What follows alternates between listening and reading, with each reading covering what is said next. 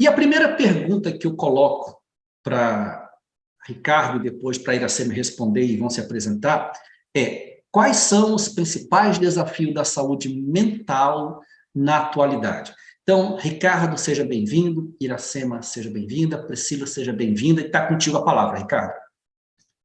Obrigado, Jean.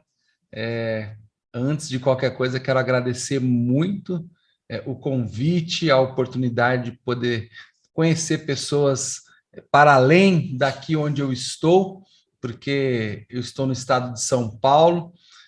Mais precisamente, eu estou em Campinas, São Paulo, que é um interior quase grande aqui, a 100 quilômetros de São Paulo, mas a gente está quase todos os dias em São Paulo fazendo atividades. E é muito bom poder conhecer pessoas deste Brasil tão continental que a gente tem. Eu já falava antes aí para o Jean, conversando com ele, minha mãe é de Manaus, meu pai é do Maranhão. Então, não me perguntem como é que eu vim parar aqui em São Paulo, mas eu me estendo aí pelo Brasil todo e é um prazer enorme estar com vocês. Bom, para além das questões de diploma, eu confesso assim, como psicólogo, uma das contribuições dessa ciência na minha vida particular é que eu comecei a me entender cada vez menos pelos títulos e diplomas que eu fui aí construindo ao longo da minha vida e tenho ainda construído, e muito mais por aquilo que eu me identifico como pessoa, como indivíduo, né? Então, eu gosto de dizer que eu sou uma pessoa apaixonada por construir e compartilhar conhecimento. Isso é quase que um grande propósito da minha vida. Me sinto tão bem quando estou numa sala de aula, podendo discutir ideias divergentes, ideias convergentes, e disso tudo exercitar algumas competências tão essenciais como a empatia, como a escuta especializada. Então, assim, eu sou um apaixonado pela vida. Eu sou uma pessoa que amo hoje cachorros, então eu tenho 10 cachorros, moro numa chácara. Na pandemia, a gente falou assim: vamos sair dessa casa aqui e vamos para uma chácara. E vim para uma chácara hoje com 4 metros quadrados, tenho 10 cachorros, e aí eu tenho que fazer uma gestão aqui, né? Para estar esse silêncio aqui, tem gente com cachorro no quarto, gente com cachorro no outro quintal, e é assim que funciona. Bom, já é uma pergunta, acho que, vamos dizer assim, é a pergunta de ouro da saúde mental. Eu, como o Jean falou, estou lançando nesse mês de setembro o livro Liderança no Divã, uma análise acolhedora, humanizada e prática sobre o desafio de liderar. Depois eu troco minhas redes sociais, quem quiser conhecer um pouquinho mais do livro, tem um link lá para você dar uma lida sobre o que o livro trata. Estou voltando agora bem recente, há 2 semanas, do Congresso de Psiquiatria Ocupacional, que aconteceu aqui em São Paulo, o 2º Congresso de Psiquiatria Ocupacional, onde a gente discutiu muito as questões de saúde mental vinculadas ao trabalho, né? E eu falo que essa pergunta é a pergunta de ouro porque eu acho que o grande desafio ainda é o velho desafio. O velho desafio de quebrar tabus para a gente falar de saúde mental. E vou dizer mais, eu falo muito de saúde mental, esse termo de saúde mental, mas na minha compreensão, eu falo de fato de saúde integral, porque como seres humanos, por mais que a gente tente fazer uma cisão, tentar dividir o que é mente, o que é corpo, a gente sabe que uma coisa influencia a outra e vice-versa, e por isso a compreensão da saúde de uma maneira mais integral ainda é o grande desafio, quebrar tabus para a gente poder falar um pouco mais abertamente, não só trazendo informações para dentro da empresa, porque isso acho que é a parte mais fácil. A gente faz uma pesquisa no Google e a gente consegue ter muitas informações sobre tendências, sobre depressão, ansiedade, burnout, comportamentos autodestrutivos, sejam eles uso de substâncias psicoativas, seja comportamento suicida. Isso a gente consegue ter bastante informação na internet. O nosso trabalho é filtrar isso.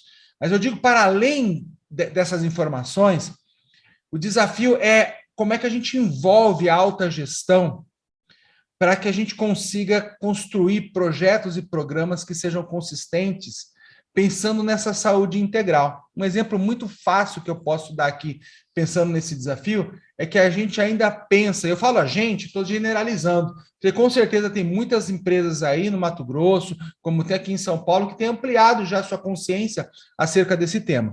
Mas a gente ainda encontra muito ainda aquele viés de 20, 30 anos atrás, quando a gente pensa em saúde do trabalhador, a gente ainda pensa da saúde corporal. Então, lá no exame periódico, você tem lá a audiometria, você tem um teste de visão, uma outra pergunta é feita com relação ao corpo, às vezes pesa, às vezes não, e aí já está feito, está consolidado o exame de saúde do trabalhador, sendo que a gente tem ampliado a discussão, como é que a gente consegue incluir nessa agenda das empresas esse cuidado, essa promoção da saúde mental.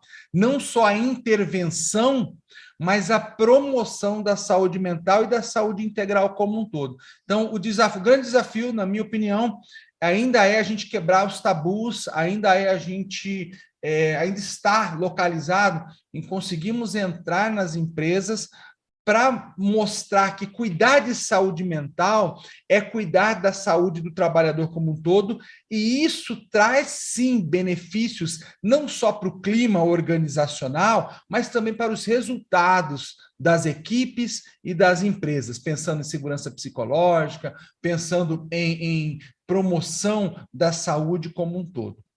Bacana, Ricardo. Boa contribuição que você trouxe aí na questão.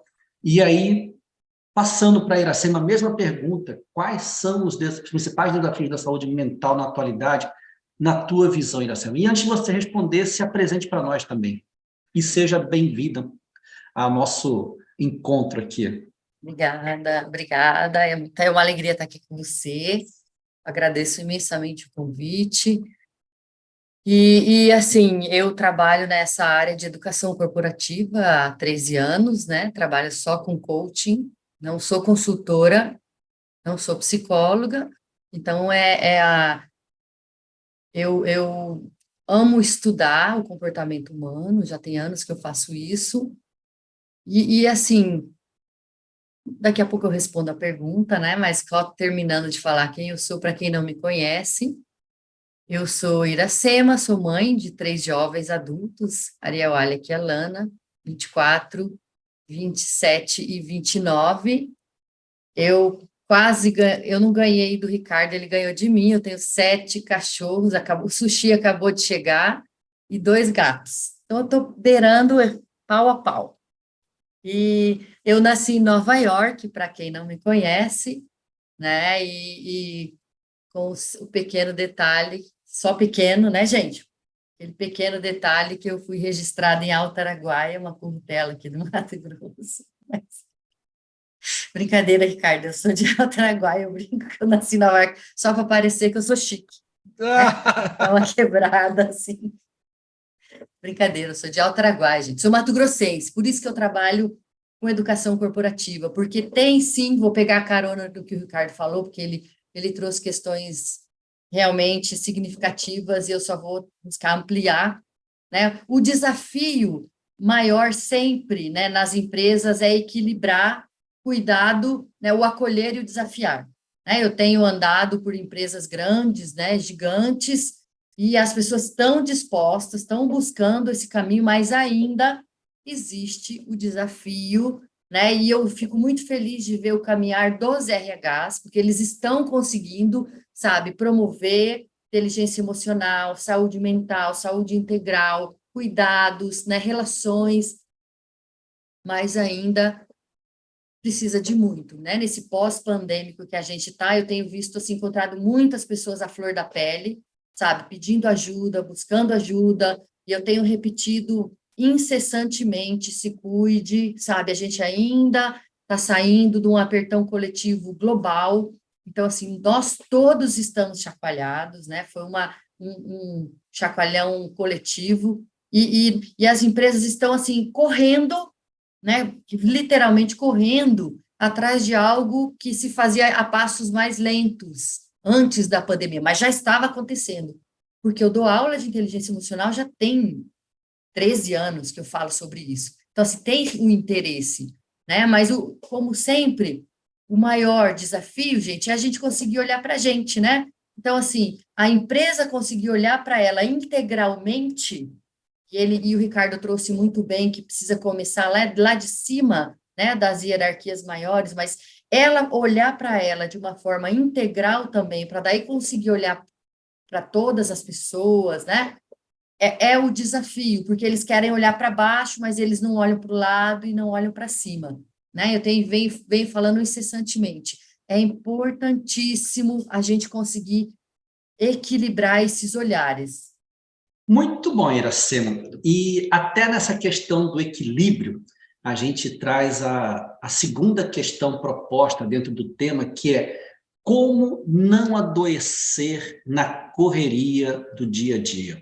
E quando se fala em correria, a gente fala de correria corporativa, de correria familiar, de correria de um monte de coisa que a modernidade, que a vida traz para nós. Então, a pergunta é, como não adoecer na correria do dia a dia? Iracema, é contigo.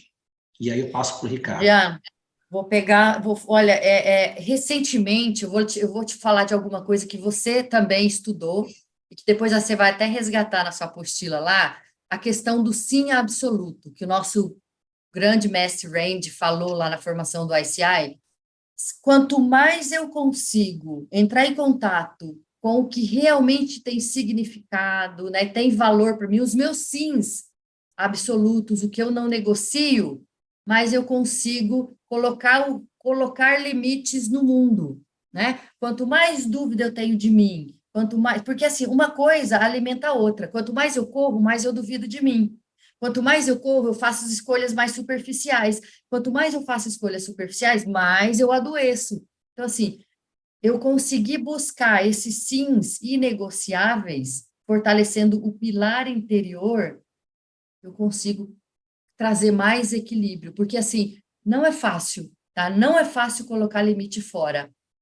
Mas se eu estou íntegra, olhando para dentro, se a bússola interna está funcionando, e aí é o que eu amo coaching por isso, porque a gente consegue, eu consigo, nesse trabalho, auxiliar as pessoas a olharem o que faz sentido para elas, né? Porque é natural a gente ficar buscando um monte de respostas fora. E está tudo bem, a gente encontra. Mas eu tenho que ver o que faz sentido para mim, né? O que me fortalece para chegar na busca desse equilíbrio. Daí ninguém consegue me desequilibrar quando é de dentro para fora, né? Quando o sim é absoluto. Não sei se você lembra disso já. Você lembra dele falar sobre esse sim absoluto? Eu amo isso também. Uhum. Que bacana. Ricardo, tua contribuição na questão. E aí, antes de passar para você a palavra, Ricardo, aquele que desejar fazer alguma pergunta, coloca no chat, que a gente vai, ao final, passar para o Ricardo e passar para a Iracema para responder. A pergunta é, Ricardo, como não adoecer na correria do dia a dia? A gente pode pensar que, e aí vou pegar a fala realmente da Iracema, quando ela traz a importância do autocuidado. E é engraçado, mas quando a gente responde a pergunta quem a gente é, na maioria das vezes, a gente nem faz mais essa pergunta. Culturalmente, a gente, quando conhece uma pessoa, a gente não pergunta quem é você? Muito raramente. Normalmente, quando essa pergunta rola, a gente logo vincula a nossa resposta às coisas que a gente faz. Quase que instantaneamente, a nossa formação acadêmica, a nossa profissão, ela é uma das primeiras coisas que nos define. E é um fato que o trabalho é o grande lugar da realização humana. É o grande projeto. Se a gente for pensar em projeto de vida, dificilmente um projeto de vida é construído sem que se considere como um dos pilares principais a nossa carreira, a nossa profissão. Tanto que a gente estuda tantos anos para a gente conseguir se formar, e ainda depois da gente se formar em um esboço do que a gente vai ser quando a gente crescer, né, a gente continua estudando. A família é o grande lugar da formação da nossa psique, da nossa personalidade. Ali as nossas influências mais positivas e mais negativas, elas realmente surgem. Agora, é no trabalho que a gente realmente consegue transbordar tudo aquilo que a gente é e aquilo que a gente projeta ser. E por que eu estou dizendo isso? Porque quando a gente pensa em correria, quando a gente pensa em velocidade, nos dias que a gente está vivendo hoje, né, eu gosto muito do sociólogo polonês, que é o Bauman, o Zygmunt Bauman, e ele vai dizer nos livros dele algo muito, muito importante. Ele vai dizer assim, olha, quando a gente se patina sobre um gelo fino, a segurança está na velocidade. E culturalmente, pensando nessa pós-modernidade que a gente vive, a velocidade da informação, a velocidade com que as mudanças estão acontecendo, elas afetam diretamente a nossa vida e diretamente a nossa saúde mental. Porque nós estamos constantemente bombardeados com a ideia de que é quase que infinito o nosso trabalho, aquela ideia que os meus pais tinham de, olha, eu vou trabalhar, minha mãe trabalhou por 36 anos na mesma empresa, na Robert Bosch do Brasil. Eu trabalhei 11 anos na Robert Bosch do Brasil, na matriz aqui em Campinas. Ela se aposentou, o meu pai trabalhou 15 anos na Clark, depois mais 17 na DACO, se aposentou. Qual que era a ideia? Olha, quando eu me aposentar, então eu vou viver, então eu vou desfrutar, vou comprar aquela cadeira de alumínio com as fitas que tem aqui de nylon, sentar na calçada e vou aproveitar a vida. E hoje a gente percebe que as mudanças culturais, elas nos levam para uma outra ideia, de que acho que talvez nem exista de fato essa sonhada aposentadoria, que a gente vai realmente continuar fazendo coisas, porque aquilo que a gente faz não só modifica os recursos, como também nos muda. E aí a resposta para essa pergunta, na minha visão, do meu ponto de vista, é, em primeiro lugar, entender que eu não sou somente aquilo que eu estou produzindo. As planilhas, os projetos, os treinamentos, o cuidado, eu não sou apenas aquilo que eu produzo. Mas o mais importante é quem eu estou me tornando enquanto eu estou produzindo isso. Que tipo de pessoa eu estou me tornando? Eu recentemente, nos últimos 5 anos, eu estava trabalhando numa empresa como coordenador técnico de psicólogos, de assistentes sociais, de educadores, pedagogos, e eu percebi, depois de 4 anos, que eu estava me tornando uma pessoa que eu não queria me tornar. Naquele momento, eu tive que bancar minha decisão e falar, olha, até agora foi muito bom estar aqui, mas daqui para frente eu prefiro estar em outro lugar fazendo outras coisas. Então, quando eu tenho essa consciência de que mais importante do que fazer as coisas é perceber quem eu estou me tornando enquanto eu faço isso, isso me leva me provoca a, no mínimo, reduzir a velocidade e entender que direção é tão importante quanto velocidade. E eu vou finalizar aqui a minha resposta com uma frase de um teólogo alemão chamado Dietrich Bonhoeffer. E o Dietrich Bonhoeffer, ele diz assim: se você pegou o trem na direção errada, não adianta correr pelo corredor na outra direção. Você vai ter que descer na próxima estação. Então, velocidade é tudo para ontem, é tudo para agora? Será que realmente é tudo para ontem, é tudo para agora? Ou será que eu não estou olhando para mim, me priorizando, para que então eu possa ser melhor a cada dia e fazer escolhas melhores, não só para a minha vida, como também para a empresa onde eu trabalho, para a equipe que eu lidero, para as pessoas que estão ao meu redor. Bacana, boa contribuição. Iracema levantou a mão aí para poder falar. Eu quero só complementar, se puder. Claro. É que enquanto o Ricardo estava falando, me veio algumas questões que surgem nas empresas e vai ao encontro disso, da sua pergunta. Eu tenho uma citação do Miyako que ele diz assim, o filho fala para o pai assim, pai, eu estou muito cansado. Aí o pai fala assim, cansado do quê se você não faz nada? Ele fala, não viver é o que mais cansa. E quando isso é trabalhado na sala de aula, o que é que eu tenho identificado?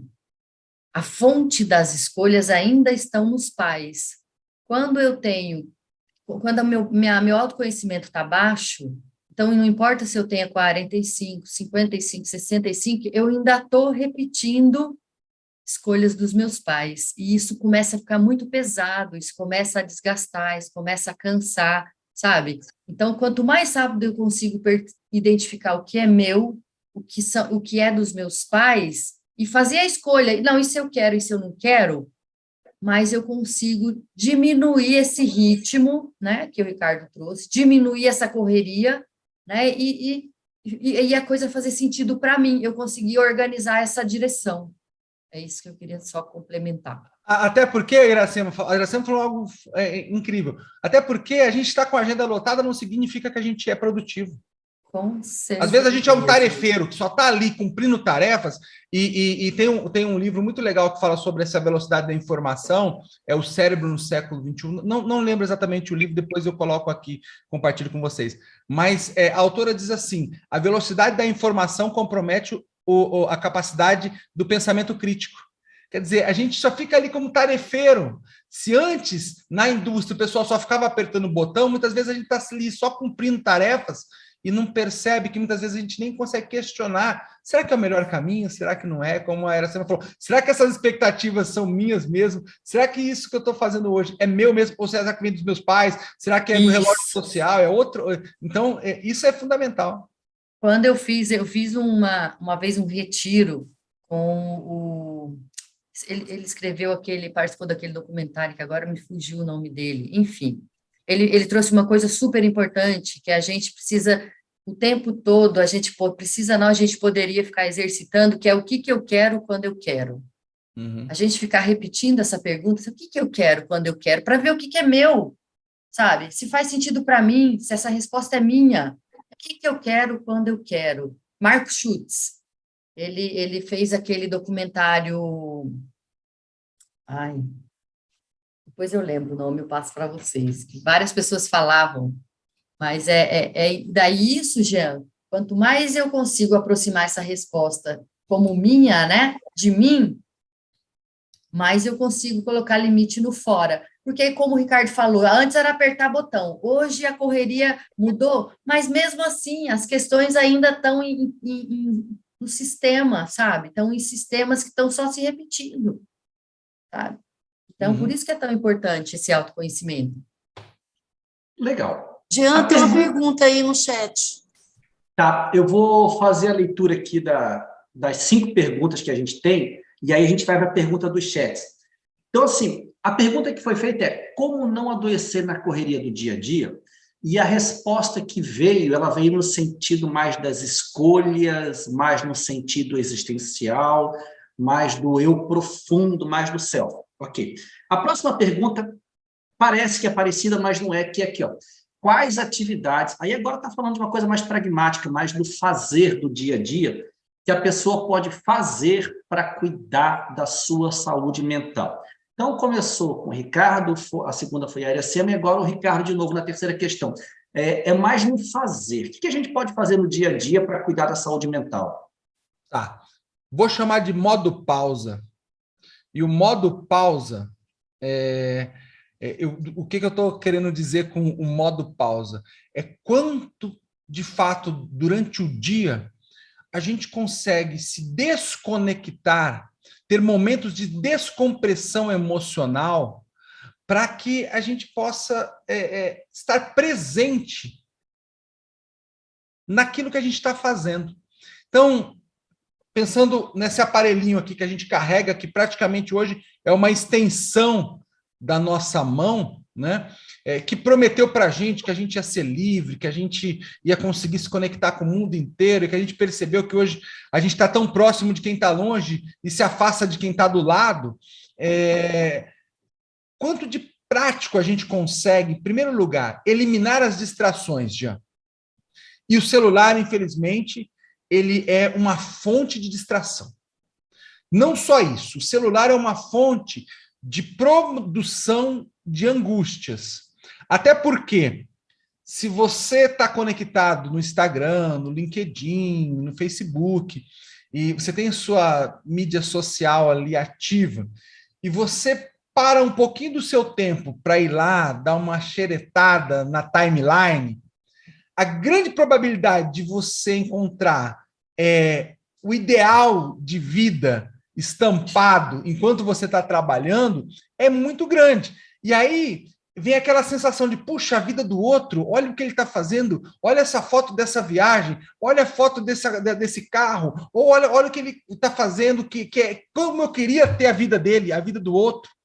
E isso vai nos aprisionando numa expectativa, numa idealização, que vai corrompendo muitas vezes até o nosso projeto de vida, e que assim, é difícil não romper com isso que a gente tem trazido, que a Iracema também tem trazido, porque assim, isso tem tudo a ver com autoconhecimento. Na prática, eu posso falar para você, precisamos nos desconectar das telas para a gente observar mais as pessoas que estão ao nosso redor.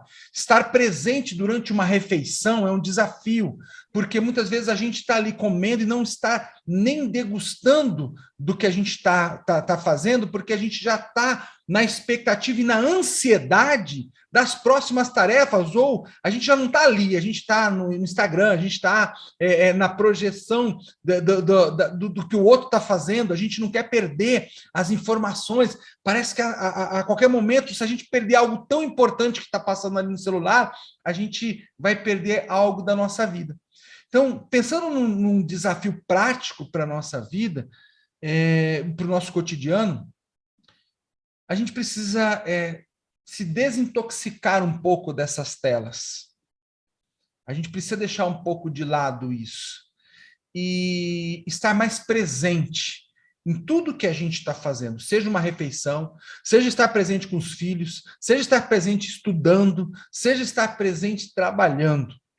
Porque isso vai fazer com que a nossa energia de realização seja realmente canalizada para aquilo que a gente está fazendo. E se a gente consegue estar mais presente, automaticamente a gente vai ter menos ansiedade. Então, quando você fala aqui, cuidar da saúde mental, vamos diminuir o nível de estressores? Vamos diminuir? Então, vamos desconectar um pouquinho dessas redes que vão trazendo tanta idealização de vida e nos distanciam de quem está perto do que a gente está fazendo. Vamos diminuir um pouquinho o nível de ansiedade? Então, isso já é um ponto que acho que é bem prático, que pode ser aplicado e depende só da gente, não depende de mais ninguém, não depende de um chefe aprovar, não depende da esposa concordar, não depende de ninguém, isso depende só da gente. Eu acho que já é um ponto que nos ajuda bastante a conseguir trazer esse equilíbrio e essa promoção de saúde. Bacana, Ricardo. Iracema, a pergunta que está circulando é: quais atividades cada pessoa pode fazer para cuidar da saúde mental? Bom, o que eu tenho vindo, eu gosto dessa questão prática e que eu venho trabalhando muito, sabe? E sugerindo às pessoas que parem, né, e analisem qual o momento de vida que ela está passando, né? O que ela está fazendo, que escolhas ela está fazendo, para daí ela criar, eu sempre vou para o plano de ação. O que você vai fazer, né, para gerar equilíbrio, para gerar emoções positivas, né? Olha bem o que você faz. Eu pego para, inclusive, eu tenho uma atividade, vou até compartilhar com vocês.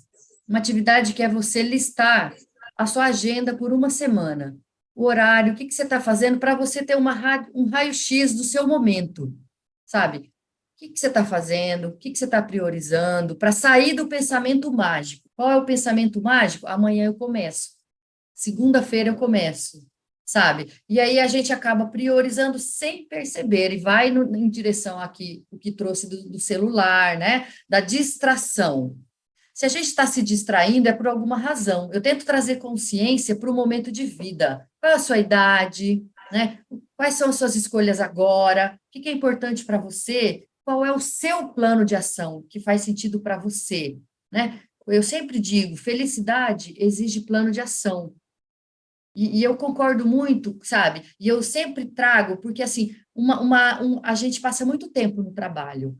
Então, dentro do trabalho, precisa ter felicidade, sabe? Dentro do trabalho, precisa ter plano de ação para inserir momentos que te relaxem, sabe? Que te conectem, que você possa causar emoções positivas. Porque as pesquisas indicam que quase 80% do seu tempo você oscila entre emoções negativas e pouquíssimo positivas no trabalho. Então, se não trouxer consciência para isso, qual é o seu plano de ação para você se equilibrar? Que atividades, atividade física, sabe? Cultivar amizade. A gente tem listas de coisas. Mas qual é o seu momento? Não adianta eu receitar para uma pessoa, por exemplo, que está de luto, e tem muita gente de luto, luto porque separou, luto porque, sabe, mudou de trabalho, luto porque perdeu pessoas. Não adianta eu querer receitar coisas para ela.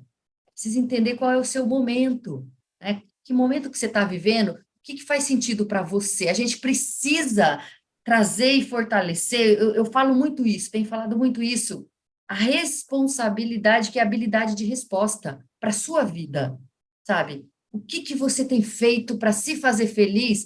De novo, não é a vida que está passando, né? É a gente que está passando pela vida. E a gente está passando muito rápido. Então, construa o seu plano de ação, sabe? Escreva o seu plano de ação. Isso faz toda a diferença, a escrita com prazo, com quantidade, com data, para você ir verificando qual é a distância. E é uma coisa que eu gosto muito que vem da antroposofia, qual é a distância entre o que você pensa, o que você sente e o que você faz, sabe? A gente precisa entrar em contato com esse estado, né, que a gente constantemente ele vai mudando. Por isso que é importante essa pausa que o Ricardo trouxe, né, e se pergunta, qual é o momento de vida que eu estou? Legal. Eu lembrei de uma situação, estava aconselhando um líder que trabalha numa empresa nos Estados Unidos, e eu conheci ele aqui no Brasil. E ele falou assim para mim, poxa, agora aqui é obrigado mindfulness. Aí eu falei para ele, pô, mas se é obrigado mindfulness, então percebe que para você já não funciona, porque você já tá. E aí eu vou trazer um outro exemplo só para encaixar nesse aqui, né? A minha esposa, na pandemia, falou, eu vou aprender a fazer crochê. Eu sobrou um tempo aqui, ela é uma consultora também de empresas, uma autora de livros. Ela falou assim, puxa, eu vou aprender, sobrou um tempo, eu vou aprender a fazer crochê. E aí e ela começou a fazer aqueles amigurumi. Não sei se vocês conhecem, que são uns bonequinhos assim, muito perfeitinhos, personagens, mas através de crochê, chama amigurumi. Eu nem conhecia também, não sabia o que era isso. E aí ela começou mas ela é aquela pessoa bem assim, perfeccionista, e tinha hora que eu vi ela brigando com as agulhas, assim, poxa, isso aqui não tá dando certo, esse ponto aqui. Eu falei, mas você não estava querendo fazer isso para desestressar? Agora a atividade que era para ser uma descompressão emocional se transformou numa atividade, um estressor. Então, eu acho que quando a Iracema traz isso assim, eu sei que a gente quer coisas práticas, mas a gente corre o risco de falar algo que talvez as pessoas interpretem que isso seja para todo mundo, e muitas vezes não é. Por quê? Porque cada pessoa tem um momento de vida e uma demanda específica. E quando a gente respeita essas particularidades, a gente vai ser mais assertivo em como conduzir, promovendo saúde mental e cuidando da saúde mental de uma maneira mais assertiva. Senão, porque o que funciona para um, muitas vezes não funciona para outro. E assim também é com medicamento, né? Muitas vezes a dose, aquele tipo de medicamento funciona em um corpo, não funciona tão bem no outro, e a gente tem que ir ajustando. Muito bom. Nós fizemos 3 perguntas aqui, que a gente olhava para a saúde mental, ela no seu panorama geral, olhando para nós, e agora vamos olhar para o outro, especificamente o personagem do RH e da gestão de pessoas. A pergunta é, qual é o papel e a importância do líder e da gestão de pessoas na saúde mental? Agora a gente está olhando para dentro da empresa, para a pessoa que é o RH, para a pessoa que faz a gestão de pessoas. Qual é a importância dessa figura, desse cenário de saúde mental na prevenção e para não piorar o cenário também? Iracema com a palavra. Então, olha, como eu falei para você que eu tenho ficado muito feliz de ver os RHs ganhando cada vez mais, porque, na minha opinião, e de vários autores, o RH é o coração, sabe?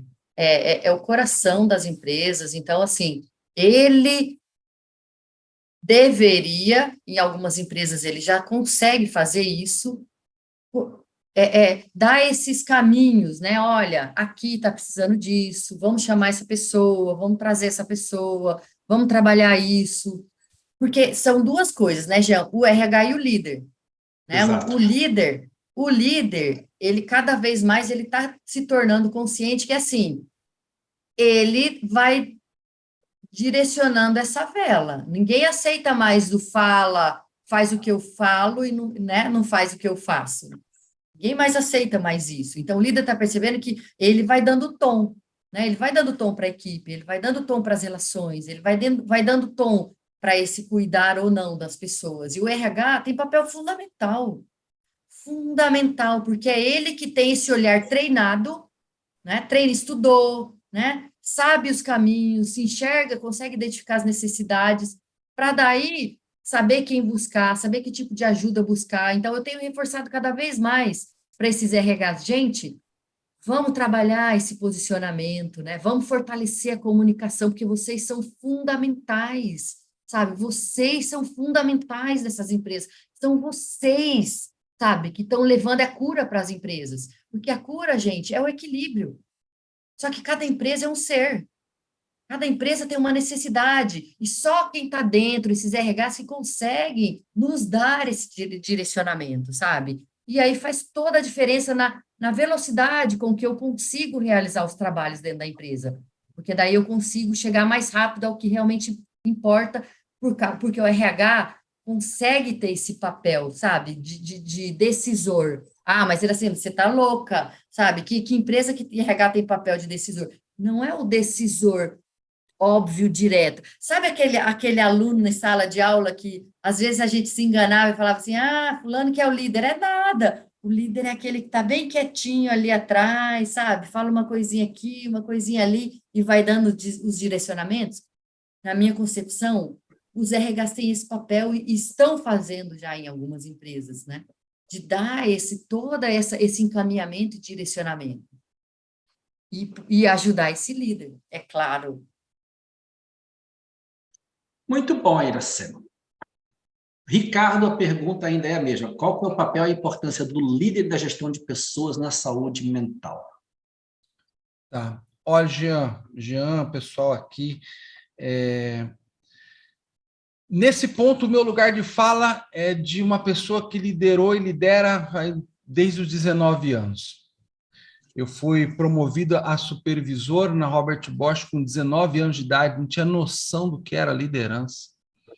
E nessa trajetória, depois fui estudar comportamento humano, porque fiquei fascinado quando eu comecei a mergulhar no que define o comportamento humano, fui conhecer a psicologia e acabei atuando em organizações de saúde, organizações aí do terceiro setor, em empresas, e incrível, 95% do tempo foi como líder. E eu posso afirmar para você que desde 97 até agora, eu vi muita gente adoecer, vi muitos líderes adoecerem. Infelizmente, eu já tive contato com líderes que colocaram fim à própria vida, uma decisão, uma escolha. Eu vi muitos líderes fazerem um estrago emocional. Eu digo no meu livro, um líder não tem noção do estrago emocional que ele pode causar na vida de uma pessoa. Ele não tem noção disso, e nem na própria vida. E para responder essa pergunta, eu falo para você que 65% da visão que um colaborador tem sobre a empresa em que ele trabalha está diretamente ligada à qualidade do relacionamento que ele tem com o seu líder imediato. Não importa em qual posição hierárquica ele está na pirâmide organizacional. 65% da visão que eu tenho sobre a empresa em que eu trabalho está ligado diretamente à qualidade do relacionamento que eu tenho com o meu líder imediato. Então, a empresa pode ter inúmeros benefícios, ela pode ter programas, projetos incríveis, mas se a minha relação com o meu líder imediato ela está fragilizada, não há confiança, não há congruência, não há uma desproporção entre o que eu entrego e o que eu sou valorizado, então o clima já está comprometido e a probabilidade de um sofrimento ser instaurado, uma crise, até pensando em crises depressivas, de ansiedade, burnout, é muito maior a probabilidade. Por quê? Porque a gente, e aí na minha trajetória como consultor nas empresas, dando treinamento para líderes, para equipes, em hospitais, em metalúrgicas, empresas do agronegócio, em tantos segmentos, eu tenho visto a mesma coisa. E eu tenho ouvido muito parecido, independentemente do segmento. A maioria dos líderes ainda são promovidos pelas suas competências técnicas e acabam sendo demitidos pelas comportamentais. E aí eu faço um contraponto. Porque o líder, a gente tem um estereótipo de liderança, né? A gente coloca o líder como aquele, o estereótipo do herói, aquele que se destacou, aquele que tem uma visão mais ampla, aquele que tem um conhecimento mais expandido, entretanto que ainda é um ser humano, que tem fraquezas, que precisa de desenvolvimento, que muitas vezes a sua referência de liderança ainda é o próprio ego. E aí, nesse processo, a gente percebe que o líder ele é o grande responsável pela promoção da saúde na sua equipe. Ele não tem como prever questões de saúde para fora do ambiente de trabalho. Ele não tem como prever, porque a gente pode adoecer por conta de outras questões, como a Iracema falou, um luto, uma perda, entre outras questões que podem acontecer, uma falta de saúde financeira que pode levar muitas vezes a crises depressivas, ou tantas outras coisas. Agora, no que tange ao trabalho, ao contexto do trabalho, o líder ele é o grande responsável, e eu gosto de fazer uma metáfora. O líder não pode ser um termômetro. O líder tem que ser um termostato. A diferença é que o termômetro ele mede a temperatura, enquanto que o termostato é um sensor que define a temperatura. A gente, na geladeira da gente tem um termostato. A gente regula, a gente quer chegar naquela temperatura. O líder é aquele que vai conseguir ajustar a temperatura da sua equipe, pensando também na saúde, não só nas entregas e na responsabilidade. E mais, o líder tem que sair desse lugar de herói, porque ele não é nem herói nem vilão. O líder é um ser humano. E como ser humano, ele precisa se reconhecer como tal, reconhecer as suas fraquezas, as suas limitações, e a partir daí, a partir do autocuidado, a partir do seu próprio exemplo de autocuidado, ele consegue trazer promoção de saúde para as pessoas que ele está liderando. Eu brinco que assim, quando a gente viaja de avião, tem sempre aquelas orientações, né, no início. E aquelas orientações são praticamente sempre as mesmas. Se tiver despressurização da cabine, máscaras de oxigênio cairão diante de você. Coloque primeiro em você, depois você vai ajudar outra pessoa. Na ansiedade de tentar ajudar outras pessoas, muitas vezes a gente desmaia em poucos segundos, porque a gente não tem oxigênio suficiente para conseguir ficar acordado. E muitas vezes os líderes querem ajudar muitas pessoas, mas não estão cuidando de si mesmos.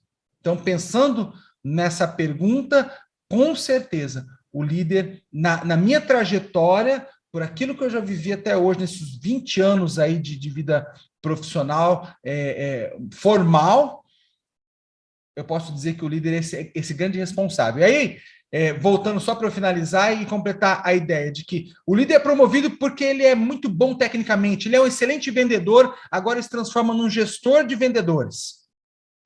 Eu digo para você que é quase que uma obrigação do líder dos dias de hoje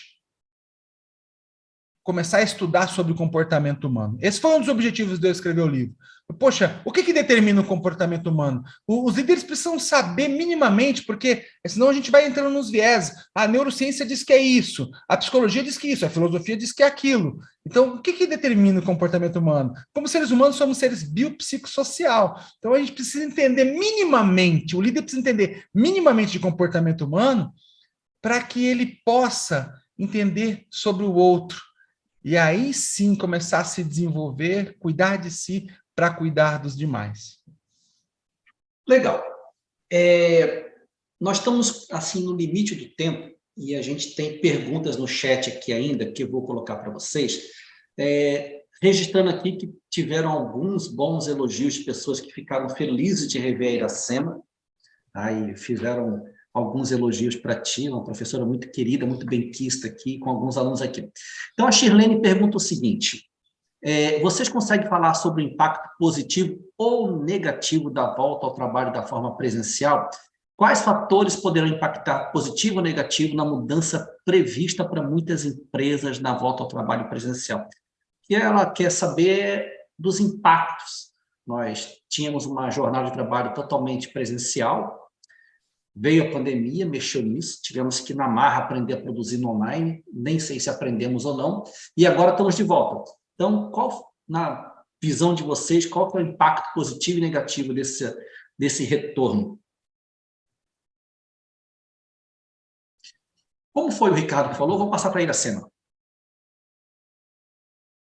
Olha, eu encontro experiências diversas. Eu encontro gente que não aguentava mais ficar em casa, e eu tenho percebido isso. Eu encontro gente que adorou ficar em casa.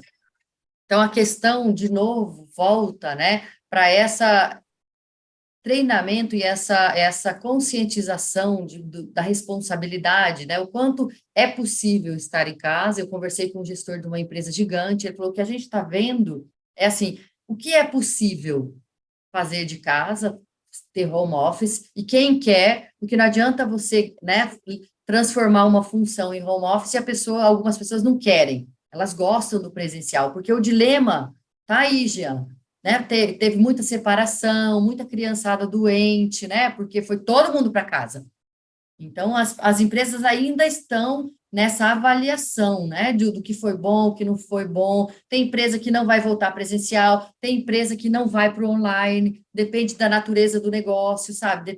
Depende dos cargos, depende. Então, assim, tem várias coisas que envolvem essa volta ou não para o presencial ou ficar no virtual. Mas, assim, você tocou num ponto aí que eu também concordo. Será que a gente aprendeu a funcionar no online, no virtual? Muita gente não.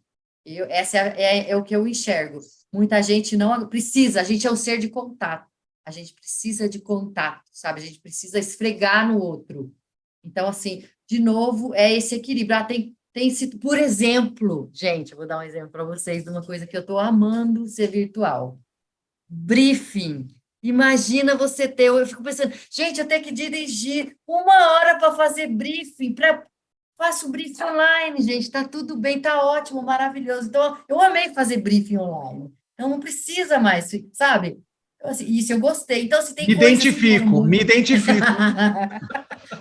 Tiveram coisas que foram boas, outras nem tanto, e a gente ainda está nessa experimentação, pelo menos é isso que eu enxergo. Legal.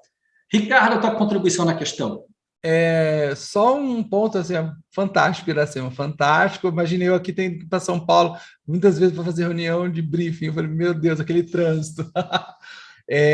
Só quero fazer um comentário, porque acho que a Iracema abordou muito bem a questão, e eu atendi bastante pessoas com uma queixa recorrente.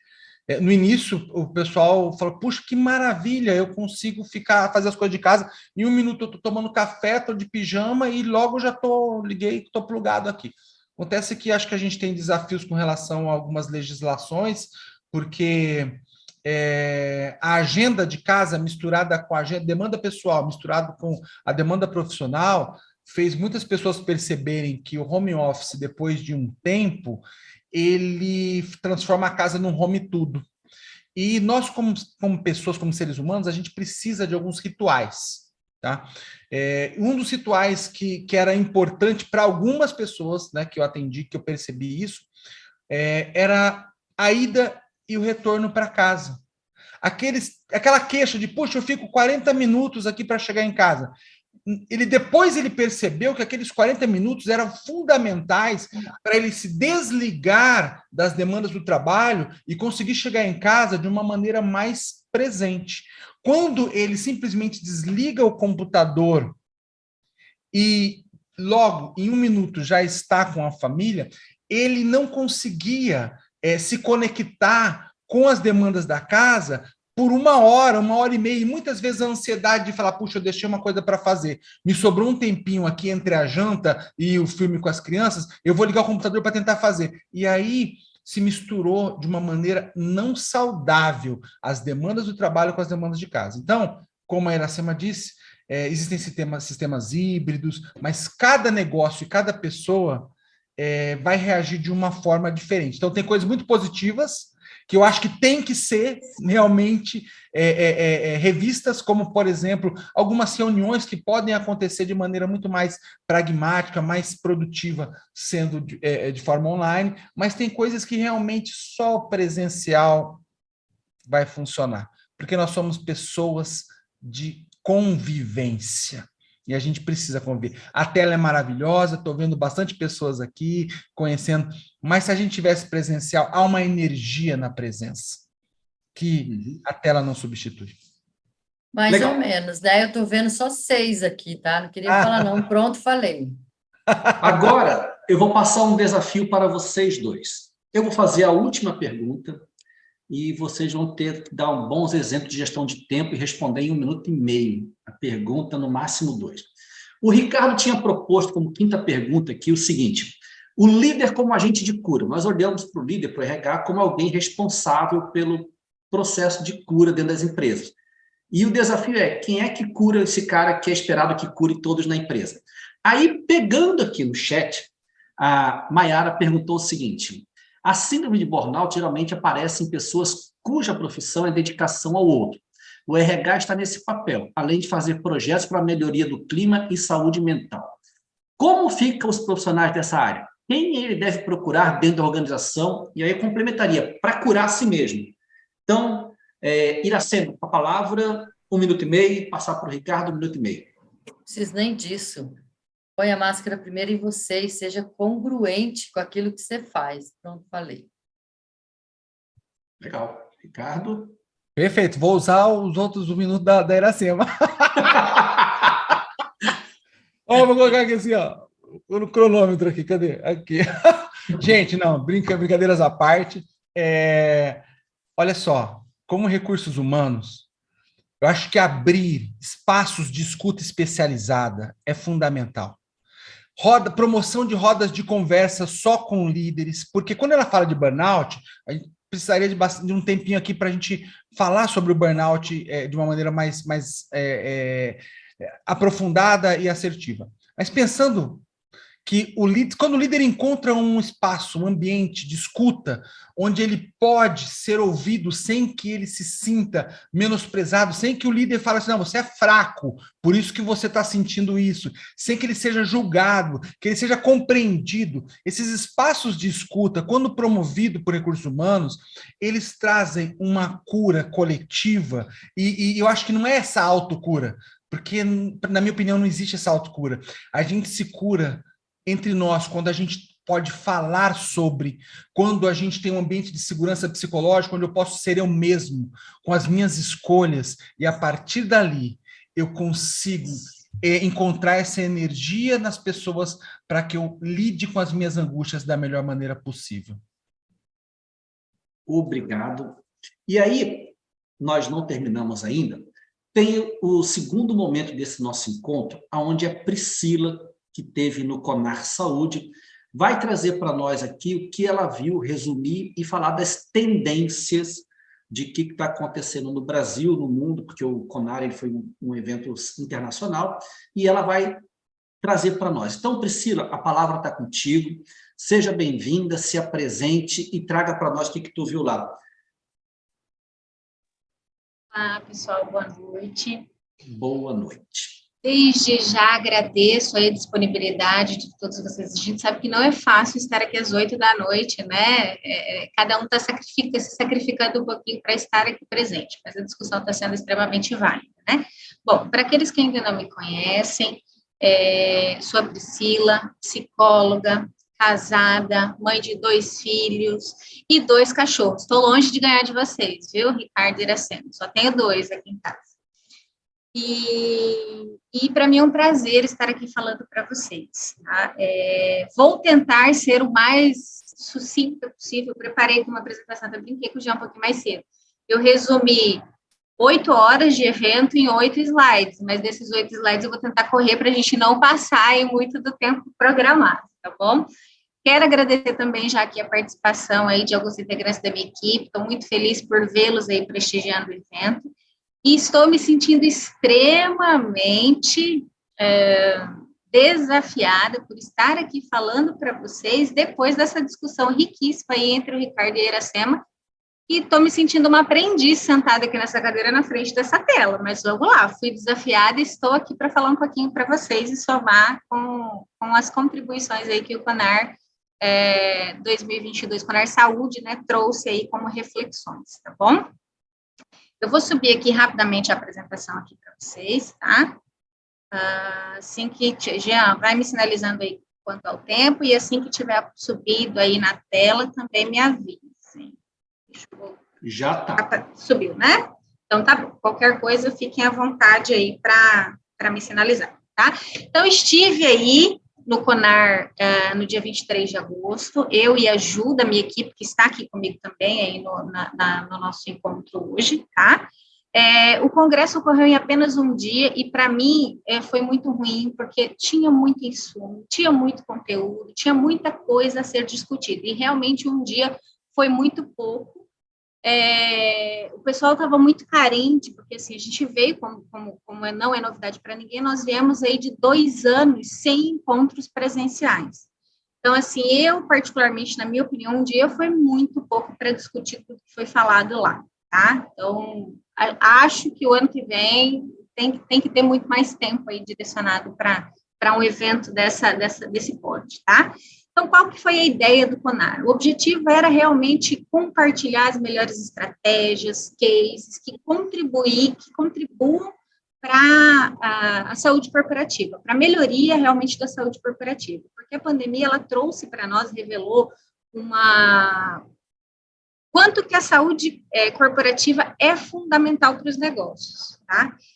Foram aproximadamente ali 10 painéis de discussão, com de 2 a 3 profissionais aí da saúde, num panorama geral, CEO de empresas, doutores, tá? Então, foram esses 10 painéis e mais uma apresentação com o ranking das 10 melhores empresas, das 10 empresas destaques no GPTW, quanto à questão da saúde, da gestão saudável em 2022, tá? E eu trouxe também um pouquinho desse apanhado para vocês.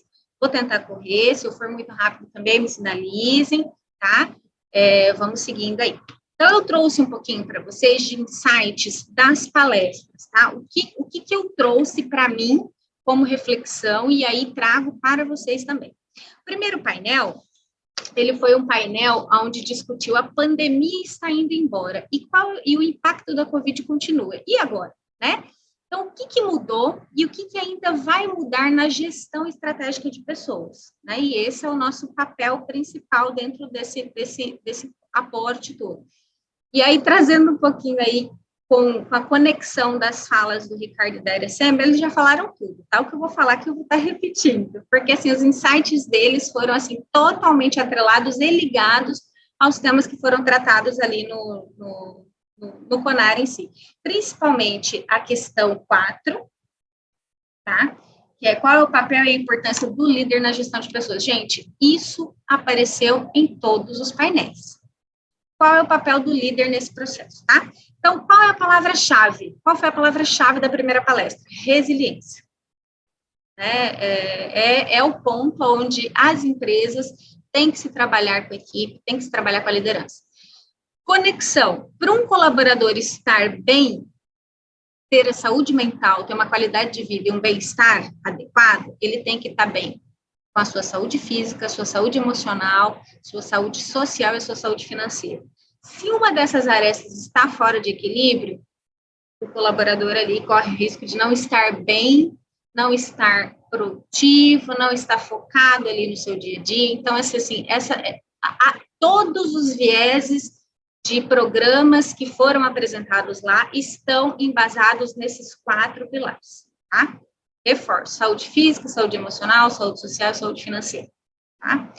Outro ponto que apareceu, né, nesse painel foi a preocupação que as empresas têm que ter atenção e a preocupação em desenvolver habilidades para lidar sob pressão, que é o nosso dia a dia, né?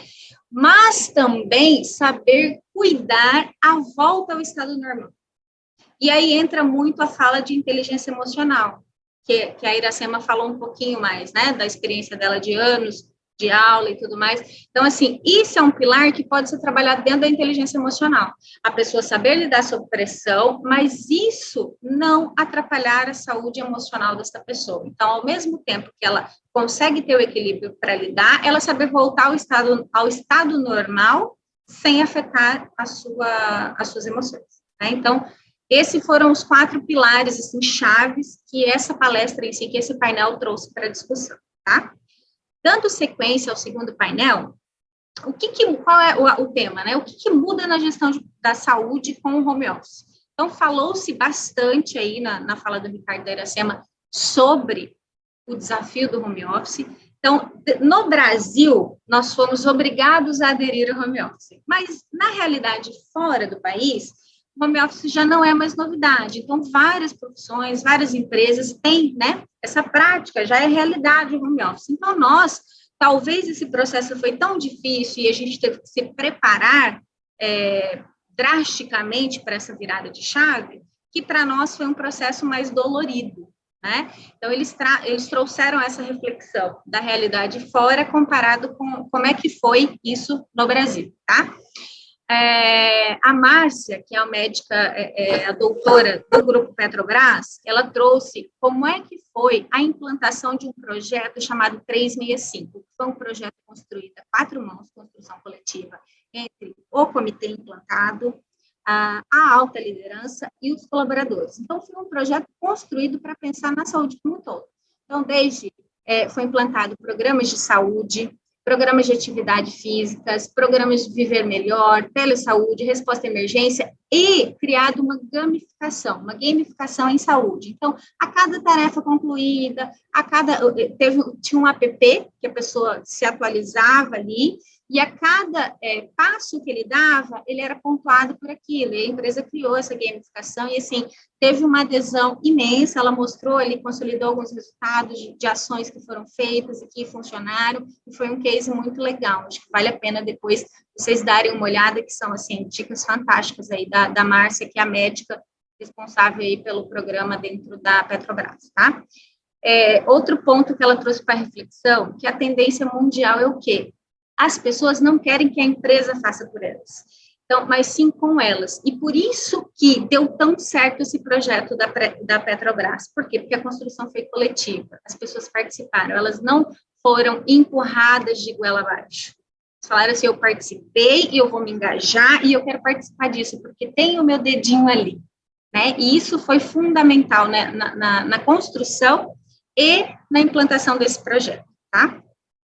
Eles trouxeram também, e aí eu faço feeling total com a fala da Iracema e do Ricardo, qual é a reflexão sobre qual é o papel da liderança nesse contexto. Então, como é que o líder no home office e cuidando da gestão de saúde da sua equipe, como é que ele cria confiança, uma relação de confiança à distância? Como é que ele entende a flexibilidade, consegue trabalhar ou não? Porque às vezes a gente tem alguns líderes ainda que tem aquela visão assim, eu tenho que trabalhar, o meu funcionário tem que estar disponível ali no horário comercial, e tem algumas, né, tem alguns rótulos ainda em cima disso.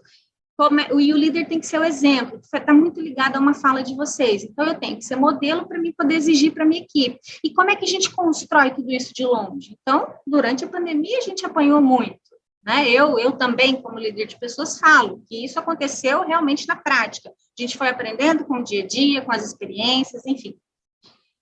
trouxe a importância, e aí isso apareceu em todas as palestras, a capacitação da saúde mental para o líder e como pensar na estratégia desse líder ser promotor de um ambiente seguro e com a segurança psicológica necessária para o desenvolvimento do seu colaborador, para a entrega responsável do seu colaborador, para que isso se torne uma coisa natural no dia a dia, tá?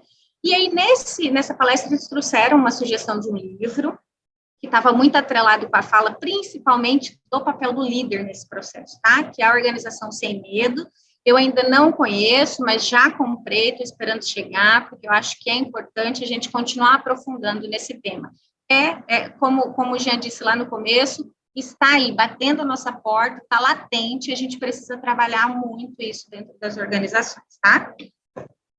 Aqui são alguns dados estatísticos que nessa mesma palestra vieram. Isso aqui, Jean, depois eu acho que a gente pode compartilhar, né? Eu salvo o material em PDF, a gente compartilha, eu acho que fica até mais rápido, né? Mas são algumas informações. Isso, são algumas informações do palestrante, que era um palestrante da Mercer, e foi aplicada, a Mercer aplicou uma pesquisa em determinadas empresas, com foco em saúde mental. E aí, ele trouxe alguns dados estatísticos aqui do que tem, do que não tem, de qual é a previsão das empresas ou não em relação à saúde mental, tá bom? A palestra seguinte, deixa eu só acompanhar pelas minhas anotações aqui na técnica, tá?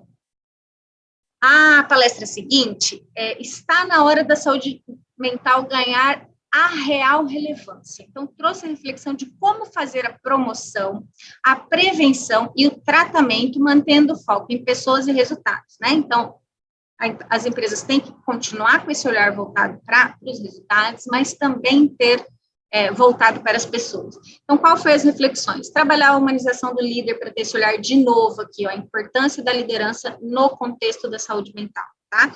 Cuidar também da saúde mental dos líderes, que foi uma coisa uma fala que apareceu também na fala do Ricardo da Iracema, então por isso que eu brinquei, eu falei assim, eles já falaram tudo que eu ia falar, né?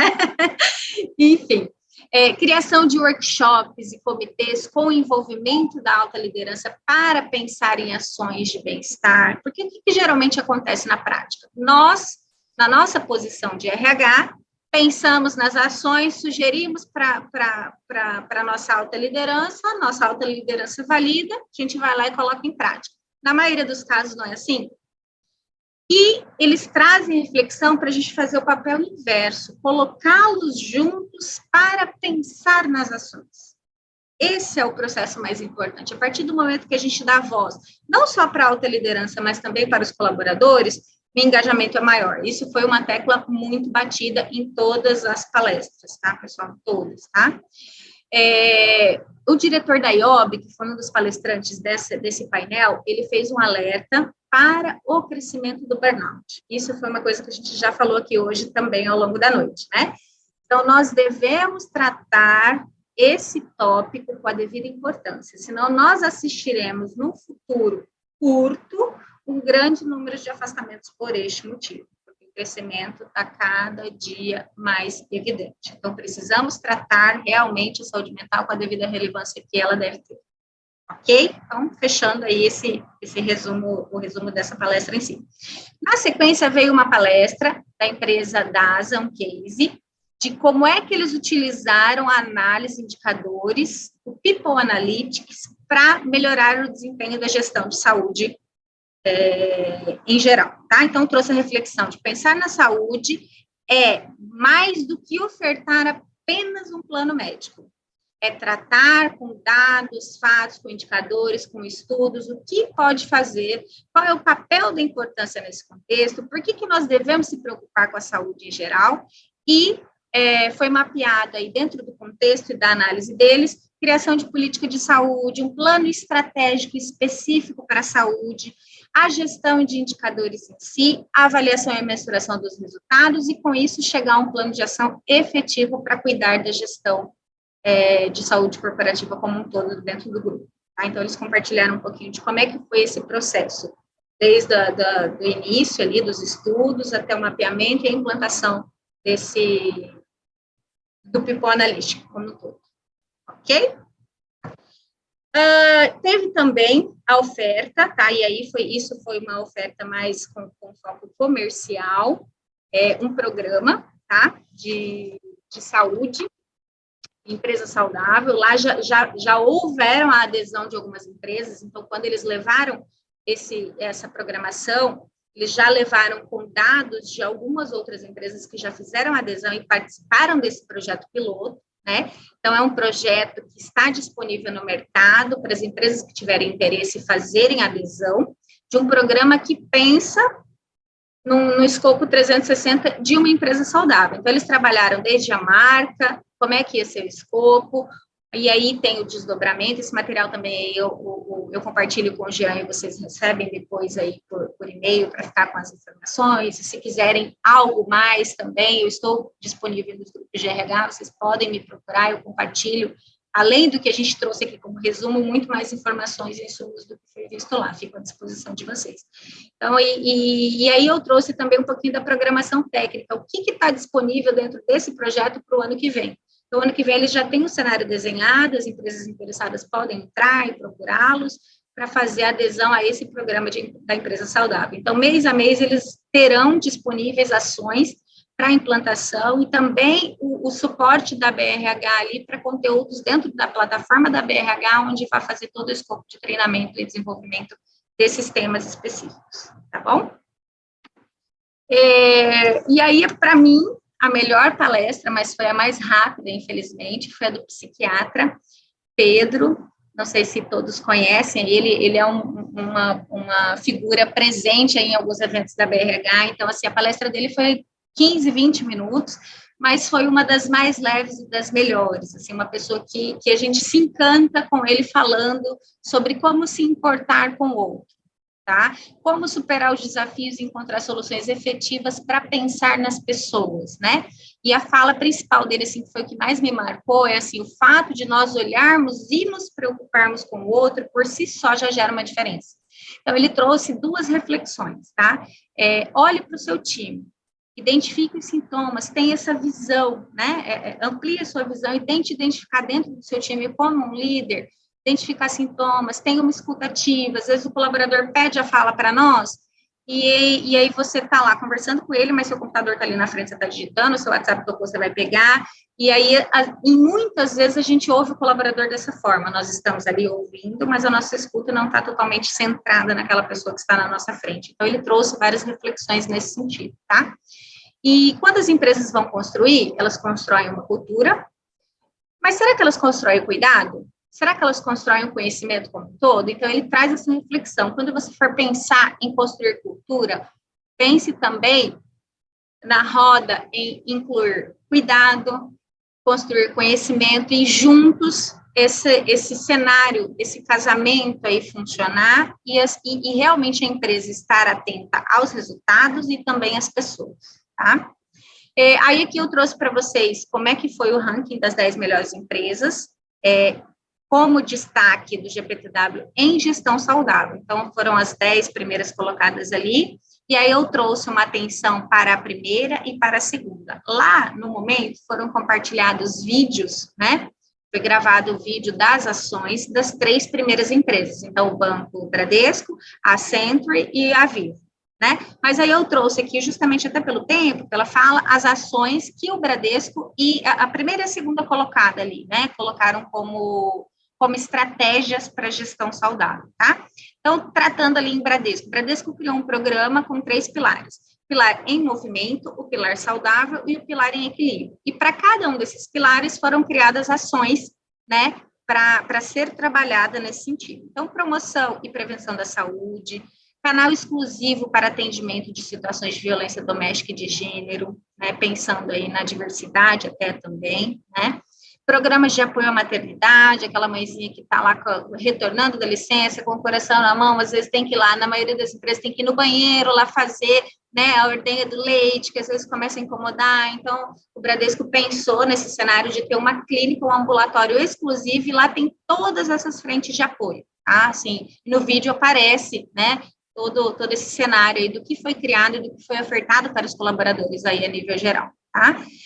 Programas de autocuidado, prevenção de doenças, hábitos saudáveis, o ambulatório exclusivo que eu comentei há pouco, o programa Vem para a Pista para incentivar atividades físicas, então tem um cronograma anual de ações de atividades físicas específicas para o colaborador e trazendo também a família desse colaborador para dentro desse programa, então um programa fantástico que eles apresentaram lá para nós, ações para cuidado com a vida financeira dos colaboradores, que aí entra dentro daqueles 4 pilares lá do início, saúde financeira, saúde social, saúde psicológica, emocional e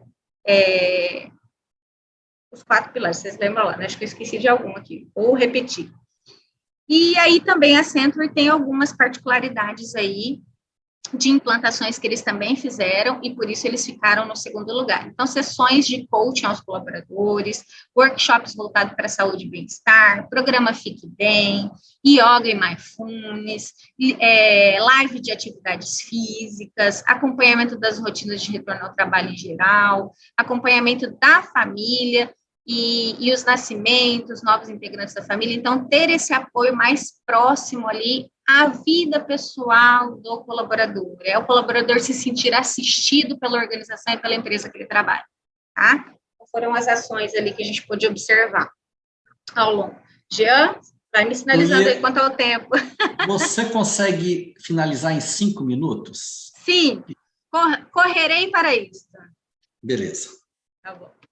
E aí, aqui só 2 palestrinhas, teve mais um caso aqui, um case da TOTUS, que ele trouxe como é que a comunicação é uma ferramenta eficaz para a organização em relação à saúde corporativa. Então, o que a TOTUS faz para ter ali um programa na gestão de saúde, tá? Então, isso aqui eu compartilho com vocês depois, tem ali alguns tópicos, como é que foi a divisão ali, vida ativa, cuidado, equilíbrio, a vida financeira, como é que a TOTUS trata a gestão da saúde dentro da empresa, e aí, depois a gente teve a palestra Educação de Saúde para a Liderança, então é importante a criação de comitês de saúde, é fácil capacitar os líderes, mas é necessário monitorar as atitudes dos líderes, dos liderados.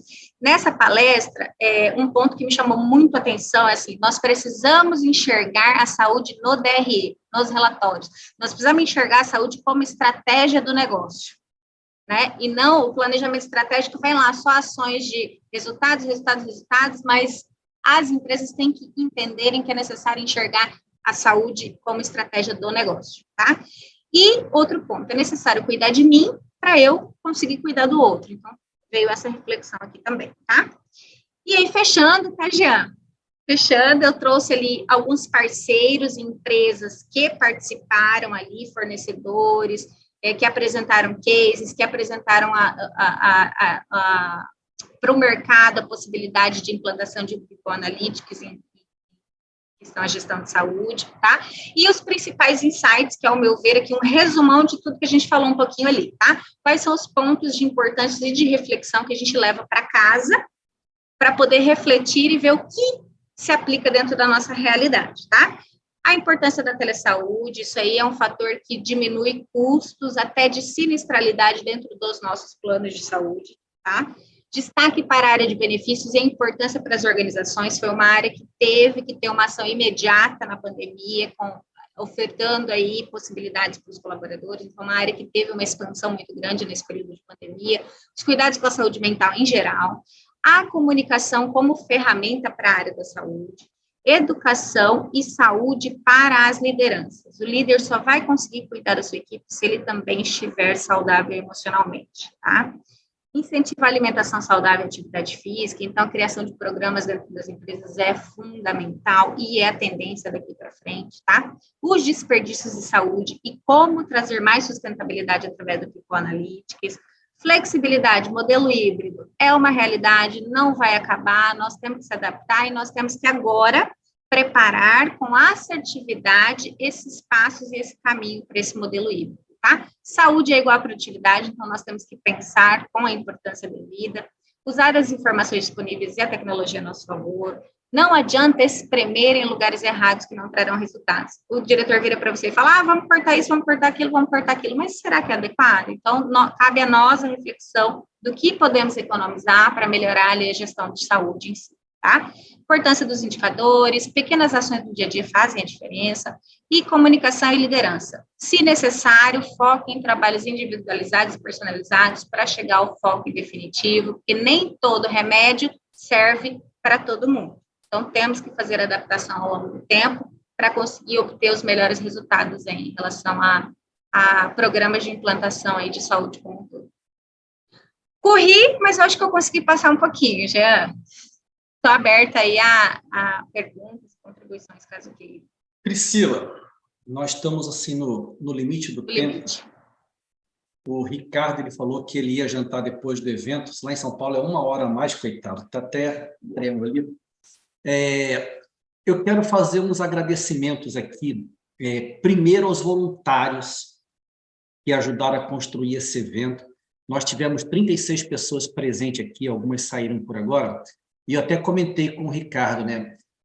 Nós conseguimos um público muito interessante, primeiro pela qualidade das pessoas que vêm entregar o conteúdo, vocês três, por exemplo, e depois pela parceria que os nossos voluntários fazem, que ajudam a construir todos os nossos eventos. Eu até comentei com o Ricardo que tem dia que eu saio da nossa live, eu entro em outra live, e tem 2 pessoas conversando, eu sou a terceira, eu conheço, eu não posso sair. Jean, que bom que você está aqui, lascou, não consigo sair.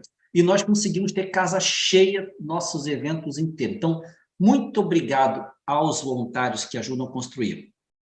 Segundo agradecimento que eu quero fazer é a Nádia, que convidou o Ricardo e que convidou a Priscila. Vocês 2 ajudaram a brilhantar a noite de um tanto que vocês não imaginam. Agradecer ao Leandro também, que convidou a Iracema e que, de um coração muito generoso aqui, muita tietagem aqui para a Iracema, onde o pessoal, professora, gratidão Iracema, gratidão Priscila, gratidão Ricardo, vocês trouxeram uma contribuição fantástica para cá, para a nossa noite, para o nosso evento. E eu quero convidar a todos que considerem a possibilidade de vocês, de onde estão, se tornarem voluntários da BRH. O Ricardo e a Iracema falaram assim, fazer com alegria, fazer com amor. A gente não ganha nada para ser da BRH. Aliás, a gente até bota a mão no bolso para poder ser. Mas o salário emocional é muito grande. Poder construir um evento desse aqui é muito grande, muito gratificante. E está faltando braço, está faltando perna, está faltando tudo aqui. Então, se vocês quiserem vir para cá, serão muito bem-vindos. E para finalizar, e agora sim finalizar de verdade, pedir a todos que abram as suas câmeras. Nós vamos fazer um registro, vamos tirar uma foto. Ô, Jean. Enquanto as pessoas estão abrindo câmera, rapidinho, Silvina, minha ouvinte querida da rádio, Silvina, beijo. Beijo para você, Silvina. Jean. Cadê ela? A Silvina está ali. Está por aí. Cadê? Está ali. Antes de passar a fazer as fotos, eu quero passar a palavra para o Ricardo para fazer as considerações finais. Na verdade, não quero nem tomar muito mais o tempo, não. Eu só queria, quem quiser me seguir aí nas redes sociais, e aí eu tiver mais dúvidas lá que a gente não respondeu, aqui é só me achar como @psi.ricardochaves, seja no LinkedIn, seja no Instagram. Ou se você tiver com o celular aí e quiser apontar aí para o QR Code, você também já cai lá e me segue. Se você não estiver usando o celular, claro, para participar com a gente. Se não, só anotar aí psi.ricardochaves. Eu vou adorar responder as perguntas de vocês, continuar conhecendo vocês no bate-papo nessa parceria maravilhosa. Obrigado, viu, pela oportunidade. Já estou te seguindo. Ricardo, 1 minuto para suas palavras finais, Iracema e depois a Priscila. Bom, eu quero agradecer muito a participação aqui, a abertura, e quero, antes de mais nada, dizer que saúde mental pode ser descomplicada. É só a gente estar atento às coisas que a vida vai nos mostrando no nosso dia a dia.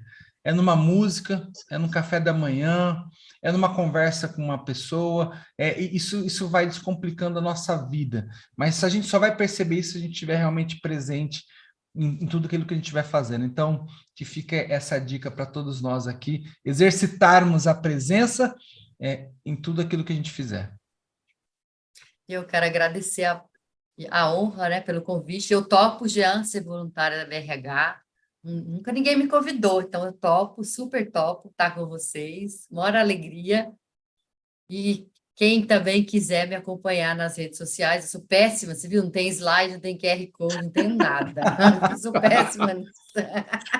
Pode ir lá, porque eu fico feliz, né, de estar aprendendo a caminhar. E eu quero dizer para vocês, assim, para mim é uma chave, né, desse momento da saúde mental. É assim, tudo passa. Escreve isso, lembra disso, sabe? Tudo passa. E busque ajuda, porque é fundamental. O CVV está aí, né? Ele tem muita gente treinada para ajudar. Busque ajuda. E lembra que tudo passa. Isso também que vocês estão passando vai passar. Confia. E estou à disposição também, gente. Se vocês quiserem alguma coisa, precisarem de algum apoio, de alguma ajuda, tá bom? E pena que setembro está acabando, mas vocês já coloquem na agenda de vocês para o ano que vem. Setembro Amarelo, eu faço as campanhas. E todo Setembro Amarelo, todas as palestras que eu faço, quer dizer, quase todas, né? Mas é mais ou menos, quase todas. Eu deixo um espaço na minha agenda para fazer de graça as palestras, tá? Então, se vocês quiserem, já reservem para o ano que vem. Eu faço com a honra e alegria, que para mim é uma causa muito importante. Grata. Bacana. Priscila. Bom, eu também venho nessa linha de agradecer a oportunidade, né? A Nádia me desafiou, ela falou assim, Priscila, nós vamos participar do CONAR, depois você vai compartilhar seus insights lá. Quando eu vi as pessoas que iam participar, te confesso que, como eu disse, eu me considero uma aprendiz, mas graças a Deus, assim, o aprendizado foi imenso, apesar de ser muito corrido, me coloco à disposição, inclusive, para caso alguém queira aprofundar em algum tema ou em alguma palestra específica, fico à disposição de todos, tá? E um recado importante, Gia, lá atrás, no passado, no comecinho desse grupo, eu estava lá presente participando. Lá em 2017, 2018, eu comecei a convite da própria Nádia lá no passado, comecei as ações aí, lá no início, não existia ainda BRH, estávamos aí, né, na luta, construindo, então participei de algumas 4 ou 5 reuniões, e aí um outro desafio profissional me tirou aí a oportunidade de continuar participando com vocês, mas como um bom filho, a casa torna, estou aqui, pronta e disposta para poder contribuir cada vez mais com vocês. E muito obrigada aí pela participação de todos. E recebam a nossa gratidão em nome da diretoria e dos voluntários da BRH. Agora vamos à foto final. Tatiane, Angélica, Rosana, Shirley, Ivonete, Kelly, Moto G, 60S, Igor e F. Liberem a tela de vocês aí. Botem o melhor sorriso. Vou até tirar o óculos, tá, gente? Botem o melhor sorriso que vocês puderem colocar no rosto. A Ivonete, ela é tímida, ela não aparece em foto, tá? Então, sorrindo, 1, 2 e... Foi uma foto, a Iracema piscou, vou tirar outra, peraí. Só um segundinho. Segunda e última foto, Iracema não pisca, por favor, tá? 1, 2, 3 e... Muito bacana, gente, ó. Beijo no coração de todos, que vocês possam jantar, não briguem comigo, mas assim, nós trocamos um alimento do corpo por um alimento da alma maravilhoso, aqui foi um banquete de luz, obrigado a todos por tudo que vocês trouxeram. Obrigada, Boa gente. todos. Obrigada, beijo, beijo, Valeu, beijo para gente. vocês. Deus abençoe Até a vocês. próxima. Tchau, tchau, pessoal. Obrigada. Tchau.